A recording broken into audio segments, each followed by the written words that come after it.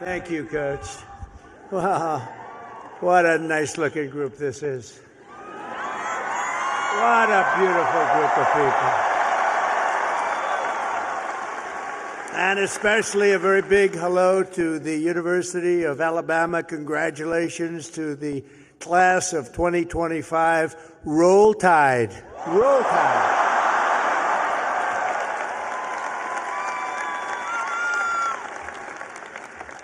There are things that happen in life that are very important, and you always remember where you were when they happened. As a student at Alabama, you'll always remember where you were when your head coach, Nick Saban, retired. Remember that? Because he's done such a fantastic job. The last time I was here, and that's true with Nick, what a great coach. Let's bring him back. No, you have a good coach right now, though. You have a good coach right now. He was great. But the last time I was here, the Crimson Tide beat the Georgia Bulldogs 41-34. I was here. I got to watch it. That was some game. Today, it's my pleasure to return to this campus as the first president ever to deliver the keynote commencement address to this truly great American university. It's a great school. And there's nowhere I'd rather be than right here in Tuscaloosa, Alabama, Titletown, USA. That's what it's become. And I love this place. Maybe it's because I won Alabama by 45 points. Could that be the reason? 45? You know, the way they say, the polls have closed in Alabama. Trump has won Alabama immediately. It was very quick. It was very, very quick and nasty. That's what we like. They put all 7 of your commencement ceremonies, I don't know if you know this, but they put them all together first time ever, so I better do well, or I'm in big trouble.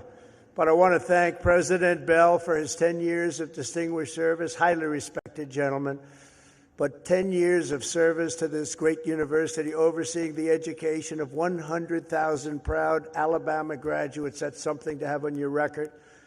I also want to thank Alabama Governor Kay Ivey, who's here with us, and she's a fantastic. Where is she? Where is she? She's around here someplace. She's here. I just took a picture. I said, "You're doing a great job," along with the very wonderful man, a friend of mine, Senator Tommy Tuberville. Where's Tommy? Tommy's great. When he wanted to run for the Senate, I said, well, you beat Alabama 6 times in a row. How can you run for the Senate? He said, well, I just look at him and I say, well, I was responsible for them getting Nick Saban. I said, that's a good reason. And he won. Very easily he won.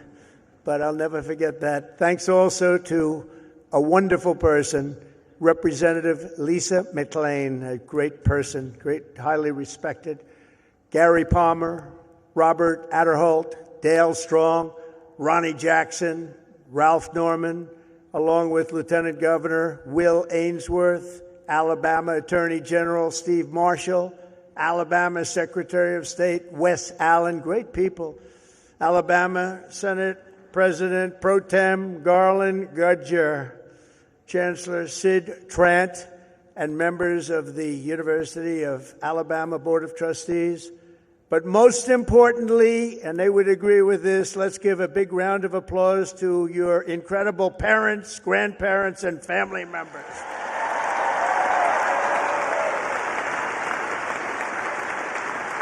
Because they made this wonderful day possible. Oh, you're great. Without them, it doesn't happen. Without them, you probably aren't here, and you wouldn't have that big, beautiful smile on your faces. This year, the graduating Alabama class of 2025 has over 6,600 graduates. You're the largest class in school history. Among your ranks are among the 800 first-generation college students and nearly 3,000 students from right here in the great state of Alabama. Amazing. And this class also includes many Rhodes Scholars, Goldwater Scholars, 213 Merit Scholars, and over 1,500 students graduating with red caps. You know what that signifies? 4.0 GPA. That's a lot of students. That's a lot of students.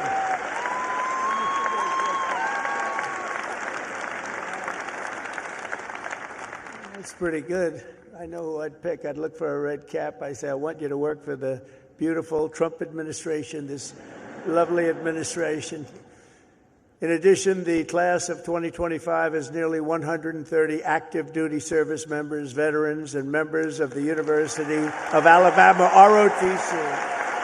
Thank you very much. Thank you. Everywhere you look, you can see the fierce spirit of this school, but nowhere more clearly than in your world-class athletics. There's nothing like it. Probably there's no school like it. That's why I would like to recognize the 11 graduating seniors on the University of Alabama football team. Where may they be? Where are they? You just have to look, and they're about a foot taller than everybody else. Oh, great. Thank you very much. Congratulations. Great season. Thank you. Thank you. Great season.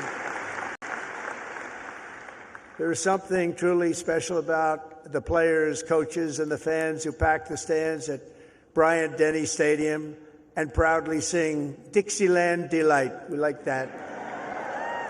Alabama has changed college football forever and inscribed into the history books the names of Bear Bryant, Joe Namath, 4 Heisman Trophy winners, and, of course, the great Nick Saban.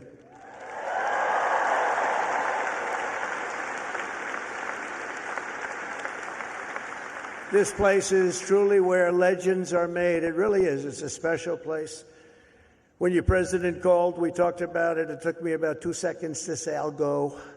I wasn't looking to do it, and we are busy. You know, we're winning a lot of battles right now. We love winning, don't we? Love winning. We're winning a lot of battles. But I wanted to do this. For the University of Alabama, good isn't good enough, tough isn't tough enough, and great isn't great enough. The Crimson Tide does not rest, does not quit, and does not stop winning until it's all time. You know, it's all time. You're always winning, and you're going to keep winning. That's why the University of Alabama football team has won more games in the last decade than any college football team in America. That's not bad.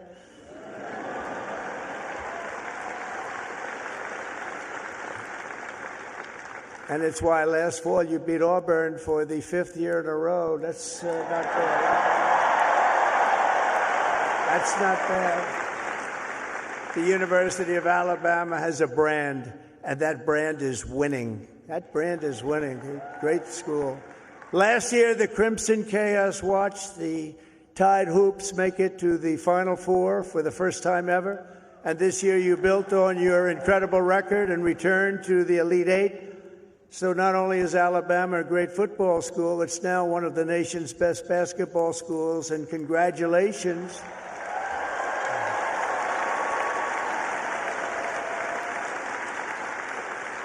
And I love sports, and I think I should have come here. I think I should have come here. Congratulations as well to the women's track and field team for winning 2 SEC titles this year. That's something. As long as I'm president, we will always protect women's sports. Men will not play in women's sports.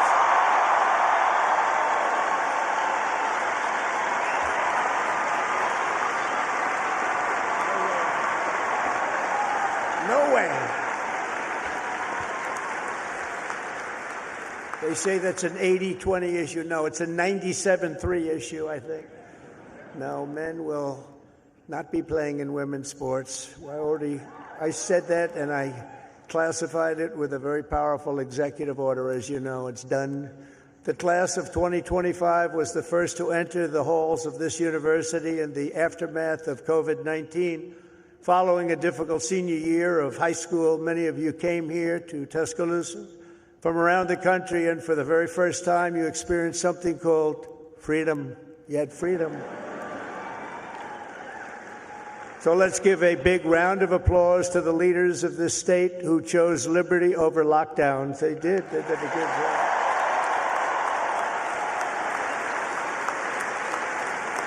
Did a good job. As you know, there are few campuses in the world more beautiful than this one, and there are few memories sweeter than the ones you have formed really at this capstone and at the capstone. You'll miss the beautiful sounds of Denny chimes, the excitement of lining the Walk of Champions, the Saturday tailgates at the Quad. As you graduate, it's natural to reflect on 4 years of happy memories, and you've really had happy memories here. You've done a lot of winning. Winning is a good thing to do. But today I'm also asking you to look forward to really something very, very bright and more promising, and it's going to be an even more promising tomorrow, I promise you that. You're the first graduating class of the golden age of America. We're in the golden age. You watch. This is the golden age.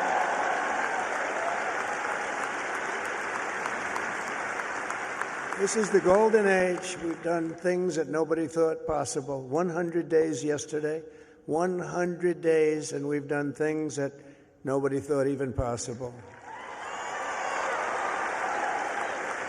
Like many generations before you, you're graduating at an exciting time for our nation, a period of both extraordinary change and incredible potential and what will be unbelievable growth. You're going to see that very soon. You're going to see it starting very, very soon. The whole world is talking about it.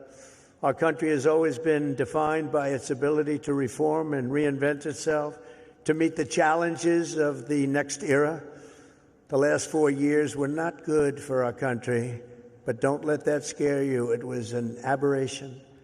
We're run by people who truly, at that time, 4 years, we were run by people that didn't have a clue. They didn't have a clue. I'm trying to be nice when I say it that way. They allowed our beautiful USA to be laughed at, scorned, and taken advantage of by everybody. We were ripped off on trade by nations all over the world, both friend and foe, and oftentimes a friend was far worse on trade than the foe. But those days are over. You're at the start of something very, very big. You're going to see that very soon. Now, exactly 250 years after the first patriots stood and fought at Lexington and Concord, we're in the midst of another kind of revolution, a revolution of winning and a revolution of common sense. Common sense.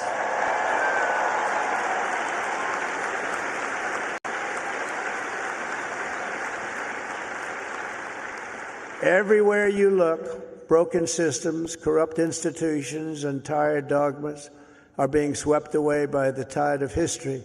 Ancient wisdom is being rediscovered, and the best and strongest traits of America are coming back for all to see, bigger, better, and greater than ever. Coming back, and they're coming back fast. The spirit of our age is one of boldness, vigor, ambition, and adventure, and it's exciting to be you and young. Oh, I'd pay you a lot of money to have your age. You have a great future. The people have rejected the voices of a failed establishment. You saw that in the election. We've turned the page on endless wars, crippling debt, open borders, ruinous inflation, and a lack of respect for our country and for its leaders. But we're turning that all around, and we're turning it around very fast. We will very quickly make America great again.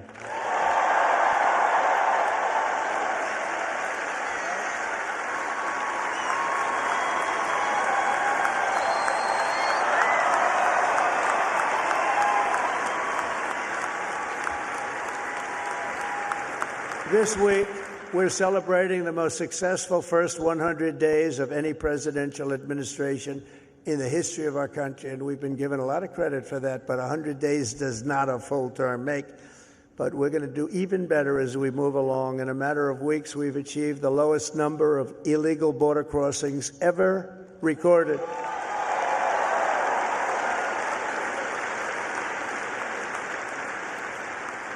And you've seen it, hundreds of thousands of people pouring into our country from prisons, from mental institutions, from gangs, and all over the world, not just in South America. You'd see hundreds of thousands of people pour across in one day. You know what we had just recently? Three.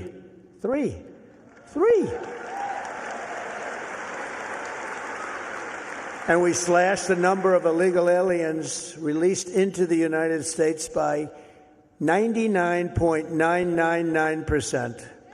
And you know, if that number is wrong, the fake news, which is all over the place today, is going to be correcting me before I get to the next sentence. Now, 99.999%. How about that? Nobody thought that was possible. They said you needed legislation. No, you just needed a new president. That's what you needed.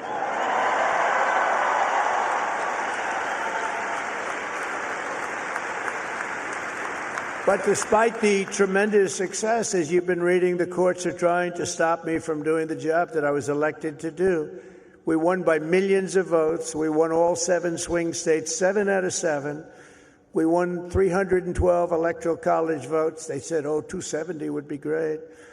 We won 312 and 2,750 counties versus 525 counties throughout the nation. That's why when you look at a map, it's all red. It's all red. Every inch of it is red, a little couple of blue dots. But they have to let us do the job that the voters want us to do. Judges are interfering supposedly based on due process, but how can you give due process to people who came into our country illegally? They want to give them due process. I don't know. We've created 350,000 new jobs and brought core inflation down to its lowest level in many, many years. Energy is down. Look at your cost of energy, way down. Groceries are down. Even eggs are down. Remember I came in? Remember I was here a week and they started screaming at me, the fake news. Egg prices have doubled. I said, they just got here. I've been here for 4 days. I said, tell me about egg prices. They've doubled. Well, they didn't double under me. I just got there and we did a great job. We brought down the cost of eggs. In fact, they said you won't have eggs for Easter. They wanted to we have a big Easter egg hunt at the White House. You saw it just take place. And they thought we should order thousands of plastic eggs. Plastic. I said, no, we'll do it. And we straightened out the egg situation very quickly. Our great Secretary of Agriculture did a fantastic job. And we had so many eggs, we didn't know what the hell to do with them. And prices of eggs have gone down 87% since I took office. That's something, right? But the price of food has gone down, and mortgage rates are down, and gasoline prices just hit $1.88 a gallon in 3 states. Can you believe it? It was at $3.50. It was at $4. We're drilling. Oh, we're drilling. You know, drill, baby, drill, right? We drill, baby, drill. We do that. We got it down. We have it going good. And, you know, when energy drops that much, you don't have much inflation. It's hard to have inflation. It was just announced that in the first quarter, investments in the United States are up 22%, that we're leading the whole world in investment. Everybody's pouring into our country with big dollars. And it's all about November 5th, the November 5th election and tariffs and incentives that we've given that are going to make this country so much richer. We have $36 trillion in debt. That's going to start to come off. It's going to come off rapidly, but we'll be over $8 trillion in investment, with Apple and others investing $500 billion each. We've never had a period of time in 2 months, because we're here for 3 months, a little bit more, but give me a break for the first month. You know, had to get a little acclimated, had to see where the enemy lies, because they're already looking to impeach Trump. You know, these crazy people. Let's impeach him. For what? We don't know exactly, but we'll try it. These people are crazy. So we had to, get our bearings for the first couple of weeks. So in 2 months, we had over $8 trillion, think of it, committed. Nobody's ever seen anything like it. There's never been anything like it in any country at any time, and it's all because they want to avoid the tariffs. We want to get here fast. And I said, a number of times, tariff is the most beautiful word in the world, and I got absolutely decimated by the fake news. They said, what about love? What about your wife? What about your parents? What about religion and God? So I said, all right, it's the 5th nicest word I've ever seen. And since I've done that, I've been in good shape. Nobody's bothered me. They've been very nice. So it's the fifth most beautiful word I've ever heard, but it's making us very rich, and you'll be seeing the results pretty soon, sooner than most people think, because that's what other countries have been doing to us, just so you understand. They were tariffing the hell out of us. We couldn't sell cars in Europe. We couldn't sell cars in China. We couldn't sell cars in Japan or anywhere else. We couldn't do anything.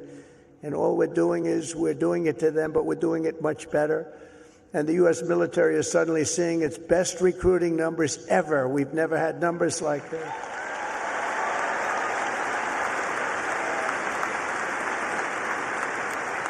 We now have waiting lists because there is such incredible spirit in our country. There's a great spirit. And just think, 6 months ago, and you remember, and it was embarrassing, before the election, 6 months ago, we were hearing and reading that numbers of those joining our military were at the worst levels ever. We've never had anything like it, right? You remember that? And now they're at the best levels ever. We have waiting lists to get into the military. We couldn't fill the positions, and that included in our police forces, our fire departments. We love our fire departments also. We can never forget our fire departments. But our police forces were begging for help. And now they're brimming over with people and applicants, and they're getting great ones. It's amazing what's taken place, and that's really the spirit. Each of the graduates in this arena will soon have the chance to help lead this project of national renewal.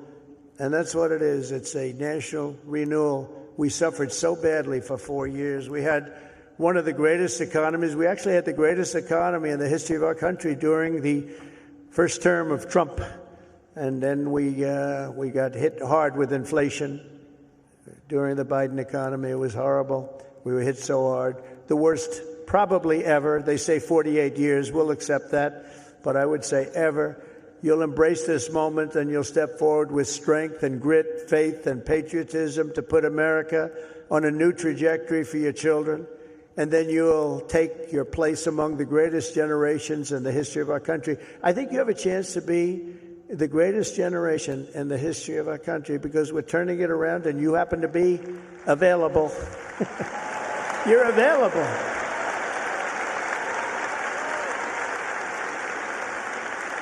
That's a good time to be available.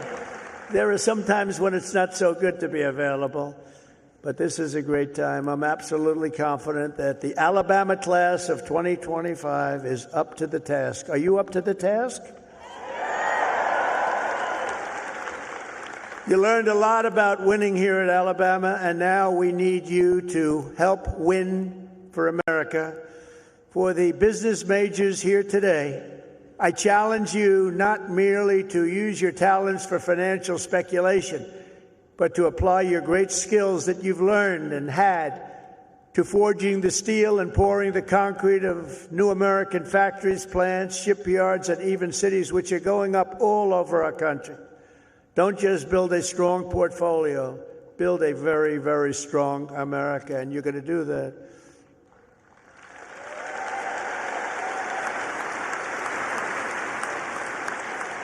To the engineers, brilliant you are, technicians, scientists, and math majors, we need your Alabama spirit and competition to keep our country at the forefront of every single domain. America should have the world's tallest buildings, design the fastest airplanes, build the greatest cars, do everything the absolute best, better than any other nation in the world, and you can do it. And we will soon land American astronauts on Mars. That will happen. That will happen.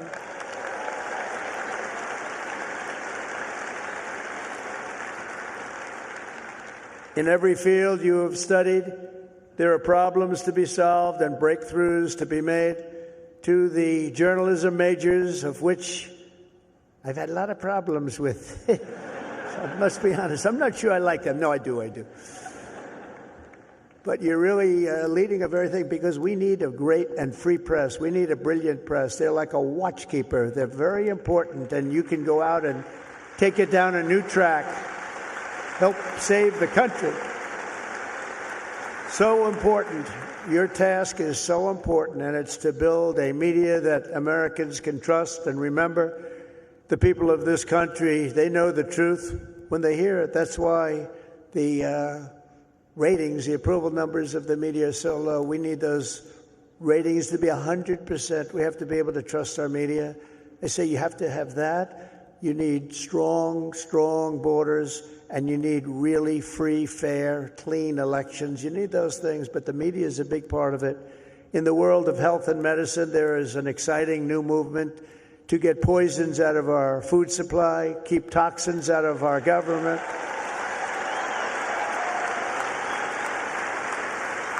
Clean out our environment and make America healthy again. And I think Bobby's going to do a great job, don't you? I think so. I think he's the guy we needed. And in government, it is the task of your generation to replace bureaucracy, graft, and waste with a new system that defends American freedom. These are big tasks before you, but the reward for your hard work will be the United States of America is stronger, prouder, better, and more unified than ever, ever, ever before. It's going to be.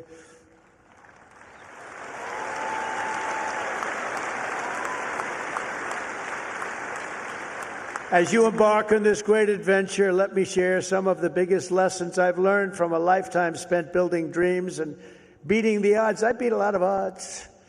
A lot of odds. A lot of people said, I don't know. But it worked out okay. Where are we? Oh, gee, I'm president. How did that happen?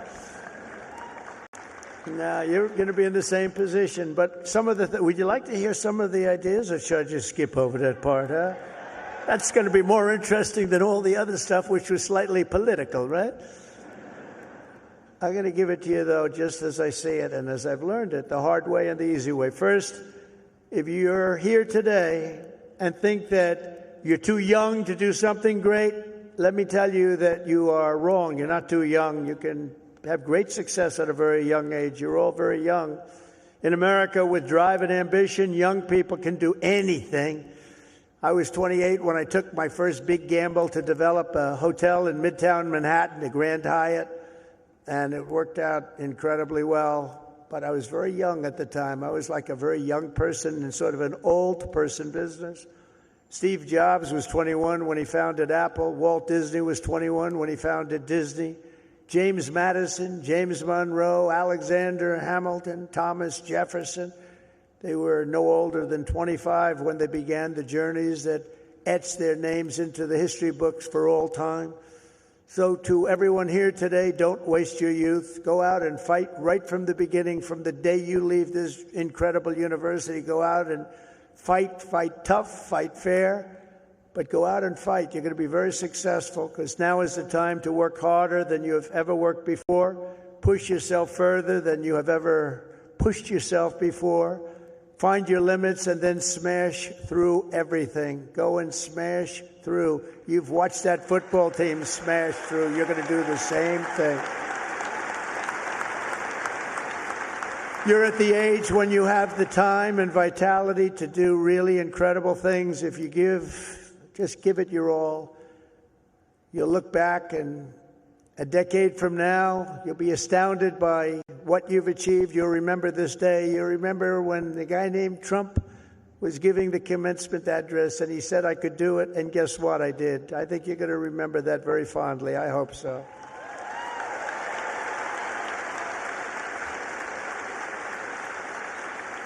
Second of all, and very importantly, you have to love what you do, okay? You have to. I rarely see somebody that's successful that doesn't love what he or she does. That's way you really like. Work isn't work. It's fun. I find it fun. I work all the time, and I find it fun. If I didn't find it fun, I wouldn't be successful, whether it was real estate or in showbiz. I had a lot of different careers, but I loved real estate so much, and I was very successful at real estate because I loved it. I learned a lot from my father because I watched him work. He worked he was a workaholic. He loved to work. He's a good man. He was a tough guy, tough as hell, actually. Now that I think back, I don't know if you could even get away with that nowadays. He was tough, but he was a good man, I'll tell you. And he worked 7 days a week. He worked Saturdays, Sundays. It didn't matter. And I learned by watching him, he loved his life. He loved what he was doing. He had a great long-term marriage, a long, many years. He beat me on that one. Now, mine are very successful, but they haven't lasted quite as long. It was close to 70 years. That was a long time. I said, Pop, you beat me on that one. But you know what I learned from him? That he loved life, and all he did was work. I see people that don't work hard, and they're miserable. So go out and find. But he loved what he was doing, and you have to find something that you love, and you have to follow your own instincts. Listen to your parents. They're very wise, but you have to follow your instincts and your heart, your soul, and you want to be the very best you can be. Treat every day like a home game against Auburn. Fight like hell and enjoy doing it. And your coach can tell you all about that. Third thing is to think big. You know, you're going to do something, you might as well think big, because it's just as tough. You can think small. I know a lot of people, they thought small. They're very smart. I know others that weren't nearly as smart, but they had a better picture of the big picture, because it's just as hard to solve a small problem as a big problem, and it's just as much energy and everything else, except the result is going to be a smaller one. So love what you do, but think big if it's possible. Now, if it's not possible, that's okay too. You do something, you have to do something that you love. You will have all the same headaches and challenges, all the same delays and setbacks, so you might as well do something that's just amazing. America doesn't aim small. Alabama doesn't aim small, and neither do you. So think big when possible. Think big. Fourth is work hard. Work hard. Never, ever stop. An example is a great athlete, actually, Gary Player, golfer, great golfer. He wasn't as big as other men. He was actually on the small side. Don't tell him that. Friend of mine, don't tell him that, because he doesn't understand that. But he worked very hard. He made up for it. He never stopped. He won 168 golf tournaments. Think of that, 100. I said, Gary, you're winning like every weekend. Do you ever choke or anything? I don't know what choke means. And he made a statement years ago that I read, and I thought it was sort of an incredible statement. He said, it's funny, the harder I work, the luckier I get, right? Think of that. The harder I work, the luckier I get. So you really have to work hard, and you're going to be successful because you have the talent. To get into this school is not easy. To get through it is even more difficult. You have a lot of talent. Fifth is don't lose your momentum. You just want to keep it going, and you have to know if you are losing it. You have to know when you're losing it, so maybe you stop, and maybe it's time to stop. Listen to the feedback, think through your plan very carefully, and keep moving fast. The word momentum is very important. I mean, I'll just tell you a little story about a great real estate developer named William Levitt. He built Levittown. Some of you might live in a Levittown. He was the biggest developer in the whole country in the 1940s and so. And he built these jobs. He started with one house, then 2 houses, then 20 houses, then thousands and thousands of houses. And a company, Gulf and Western, came along, and they said, we're going to make you an offer to buy your company. And they offered him a lot of money, more money than he ever thought he could make. And he retired, lost his momentum. He retired, and he led a beautiful life. He had a wife, I must tell you, it was his second wife. It was a trophy wife. What can I say? I don't like telling you everything, but we're all friends, right? Can we talk? We're all friends. He had a trophy wife, and he lived a different life. He moved to the south of France, but he it was a life of tremendous luxury. He had so many millions of dollars. He was given a fortune for the company, and 10 years went by, and then 15 years went by, and he got a call from this big conglomerate, Gulf and Western, and they said, we're not doing well with the purchase, because he used to pick up every nail, every piece of sawdust, every piece of wood, every chip, everything, and he'd sell it. He'd make a couple of bucks. Everything was perfect. They can't do that. You know, these big companies, they don't do that. You see it a lot when an entrepreneur sells to a big company and then he ends up buying the company back for peanuts later on. Happens a lot. But he was the best at what he did. But 15 years went by, and he was so excited, and they sold him back his company. And he started, and he was going to tear apart the world because he got bored with a life of luxury.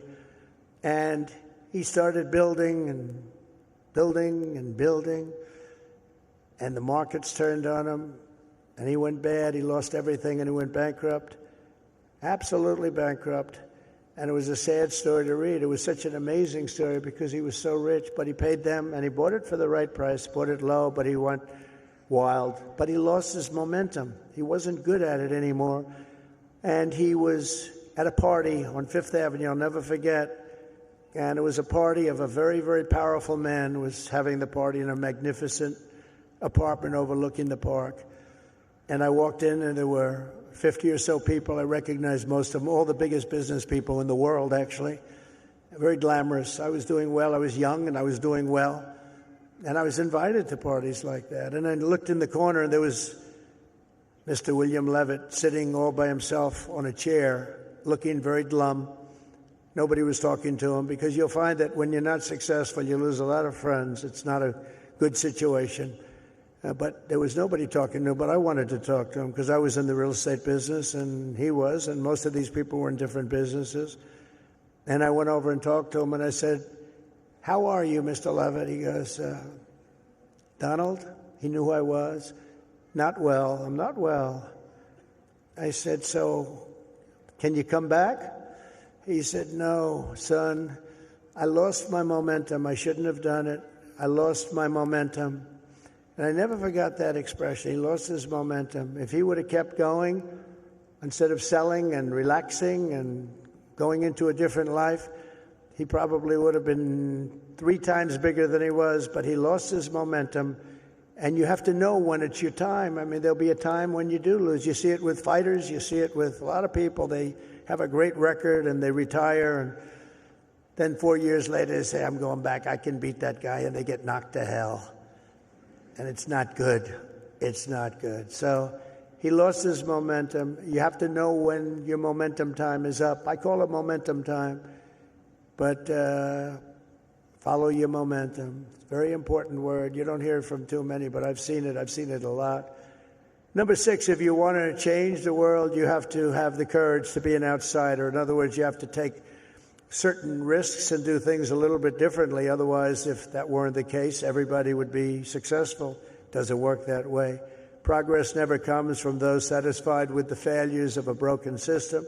It comes from those who want to fix the broken system. And you'll make the bigger money, you'll make the more success by acting that way. The other way may be more secure, but if you want to go to the top, you're just never going to do it unless you break the system. Change is never easy, and the closer you get to success, the more ferociously those with a vested interest in the past will resist you. They want to resist. So I just say, trust me on that, because I know you really do. You have to break the system a little bit and follow your own instincts. But if your vision is right, nothing will hold you down. Nothing. You have to have the right vision. If you look at some of these internet people, I know so many of them. Elon is so terrific, but I know now all of them, they all hated me in my first term, and now they're kissing my ass, Do you know? It's true. All of them. It's true.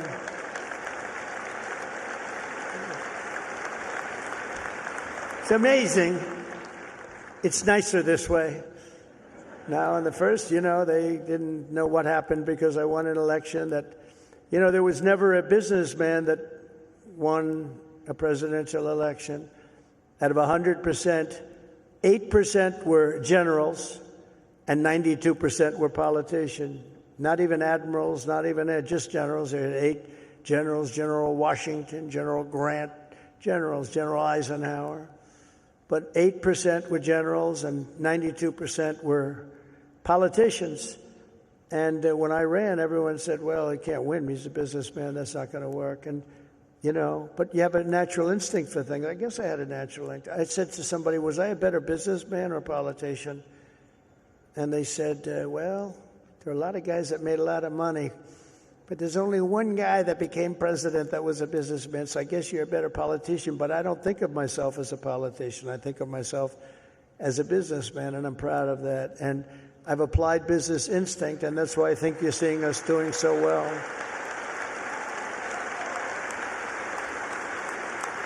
So number 7 is to trust your instincts, common sense. You can go very far in life with common sense. And I applied that to politics because some of these things, like they had open borders. Let everybody in the whole world flow into our country. That's not common sense. They had transgender for everybody. We ended that, if you noticed, okay? But they had transgender for everybody. They said, I said, this is not working. This is not going to work. As I said before, so simple. Men playing in women's sports. Did you ever see some of the records? Did you ever see some of these boxing matches? We have to protect. These women are great athletes, but we have to protect. If you looked at the Olympics where they had transitioned people going into the boxing, where the women had boxing, and they had a great champion, a female boxer.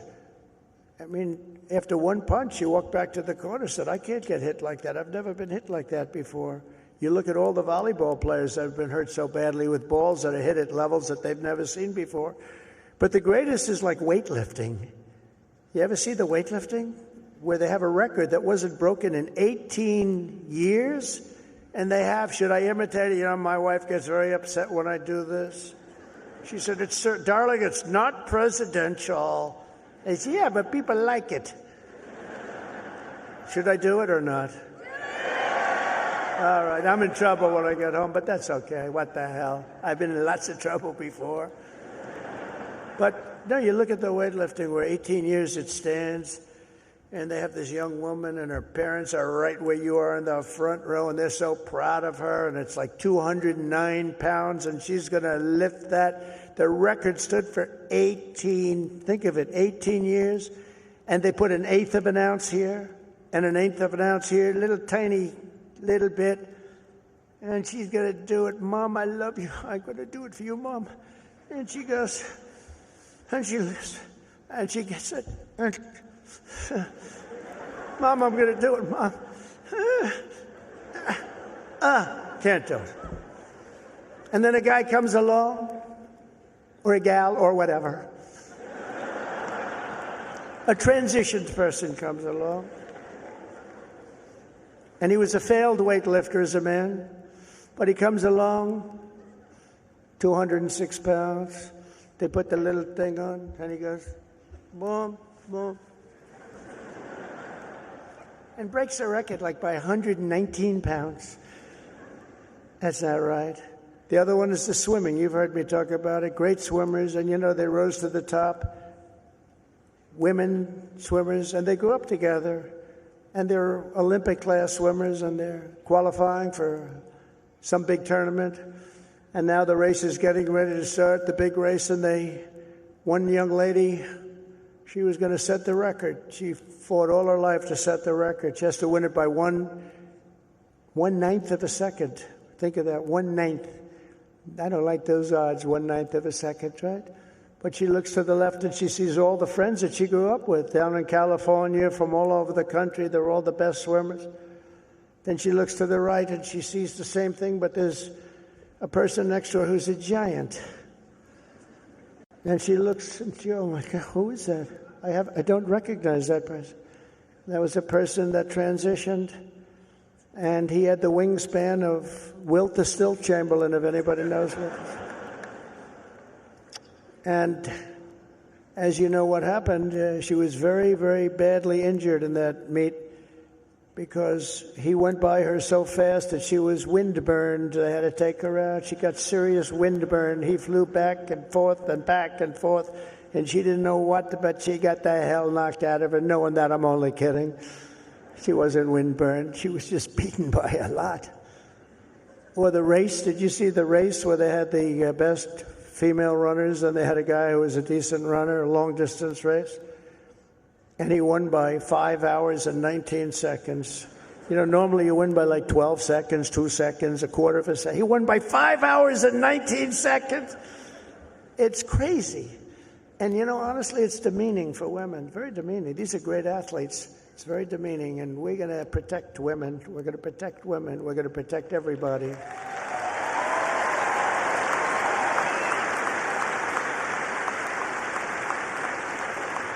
So now that I'm in trouble with my wife, I'm going to blame the University of Alabama for asking me to go through with that stuff. But it's pretty descriptive, isn't it, really? It helps when you know that borders are not racist, speech is not violence, America is good, terrorists are bad, men can never become women, police are not criminals, and criminals are not victims. Eighth, everybody should believe. Thank you. Thank you very much. Everybody should believe in the American dream. It's real, it's there, and it's right before you. We're coming back to the American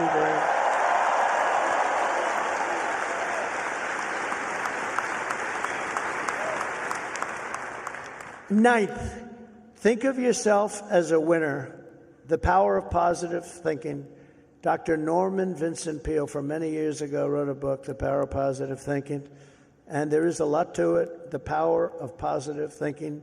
Don't consider yourself a victim. Consider yourself a winner. In recent years, too many of our young people have really been taught to think of themselves as victims and blame people and be angry. Don't be angry.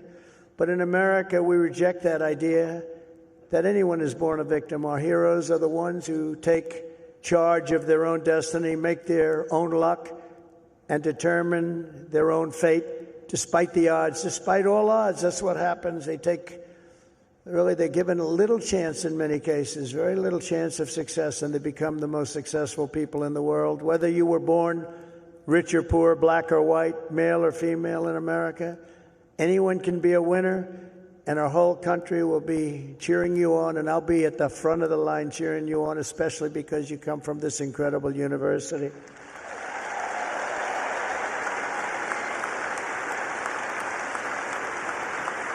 And next is to be an original. The all-time greats were people who had the confidence to be a little different. Teddy Roosevelt, Douglas MacArthur, George Patton, Amelia Earhart, Annie Oakley, Muhammad Ali, and so many others, far too many to name, lived their lives with pride, personality, and flair. God only created one of you. Remember that. God created one of you. You're all different. Some are close, but nobody is the same. You're one of a kind. So don't try to be someone else. Just be yourself. And finally, and most importantly, never, ever give up. Never give up.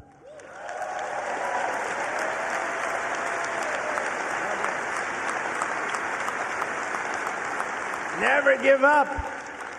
And I've learned anything in life, and it's so true. One of the most important things you can learn, if you just went a little bit longer, if you just held out a little bit longer, you would have been successful.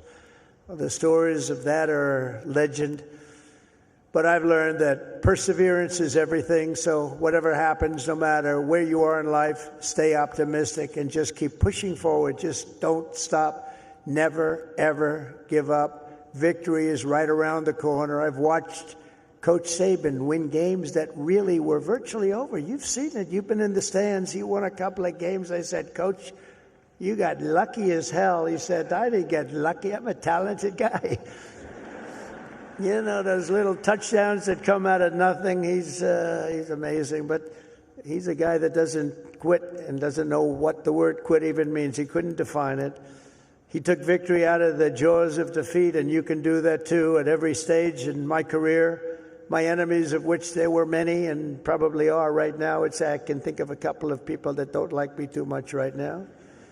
But they said that they have to do everything they can to keep me from winning, to keep me from making it. And I'm representing you, so I have to make it. I have big shoulders, but these are big shoulders. I have to win for you. I'm not winning for myself. I'm winning for you. Do you remember when they said that Donald Trump will never become president of the United States? Remember Barack Hussein Obama said that? Barack Hussein Obama. Donald Trump will never be president. Like 50 other politicians said that. Where are they now? Oh, let me see. Oh, there they are. Where are they now? But here I am standing before you as the 45th and 47th president.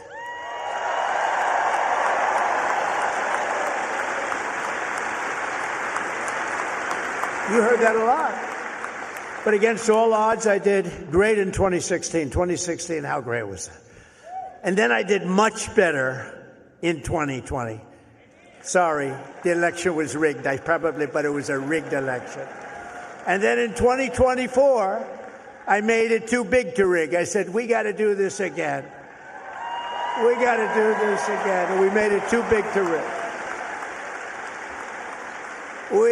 We made it. That was a great expression. I said, you got to go and vote. Even though I was leading big in the polls, I said, it doesn't matter. You got to make it too big to rig. And they did. They went out and they voted and voted and voted. And we won the whole thing. And it was so good. And it's such a great mandate for our country. That's the important thing. So never let anyone tell you that something is impossible. Ever, ever, ever. In America, the impossible is what we all do best. There is nothing you cannot do if you are willing to fight for it. You got to fight, fight, fight. Oh, I've heard that expression.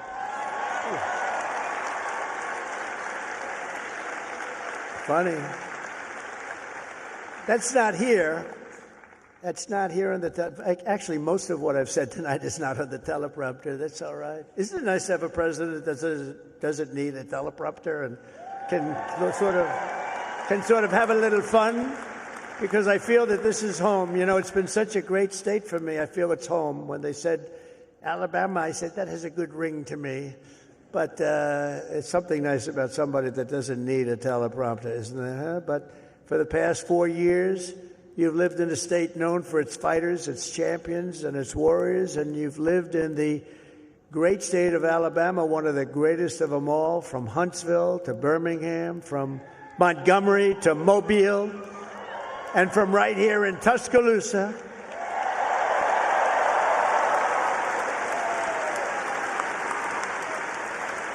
to the gleaming shores of the Gulf of America.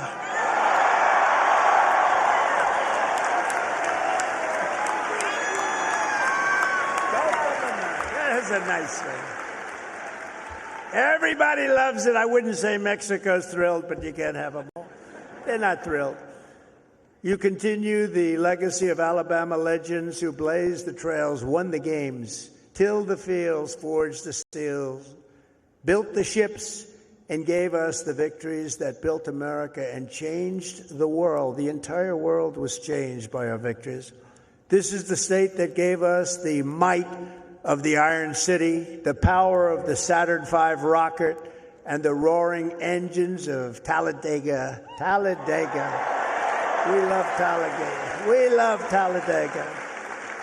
This is the state that gave us nothing but victory, the state of some of the greatest heroes in history, like Willie Mays, Jesse Owens, Joe Louis, your coach, Nick Saban, Hank Williams, and many others. Some of you will leave here today and travel the world, but you will always know that this state, as this is really sweet home Alabama, right? It's always going to be your place. I sort of feel that way myself, because from a political standpoint, it's just been, we connected from day one. From the first day I set my foot on this beautiful soil, I connected with Alabama. And here in Alabama, we believe that the men and women who built this country are heroes, and that America's destiny is to be the single greatest nation on the face of the earth. And we're bringing it back at a speed that nobody thought was possible. We believe in freedom and family, God and country. We cherish our Constitution. We revere our Bible. And we salute our great American flag.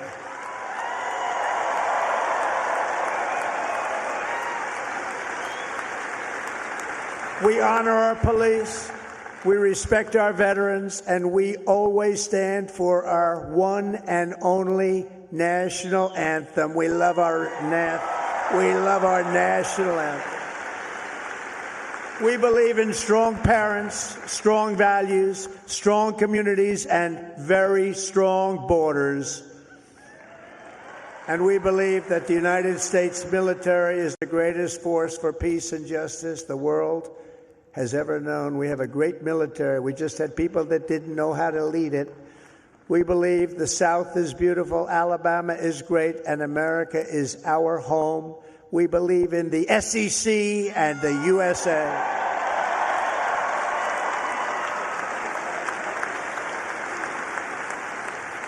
Graduates of the Alabama class of 2025 standing here before you in this magnificent arena, it is clear to see the next chapter of the American story will not be written by the Harvard Crimson. It will be written by you, the Crimson Tide. True.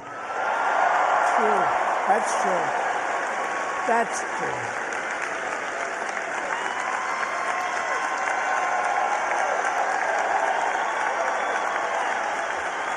That's true. I thought that was rather clever. If you look at what's going on, they get their $5 billion a year. That is not going to be so forthcoming. Now, wasn't that a clever one, though? Huh? Who would think of that? Because this is Alabama, and at Alabama, you fight, and you win. That's what you know how to do. Congratulations to you all. Congratulations to this great class of champions. God bless you, and God bless America. Thank you all very much. Thank you.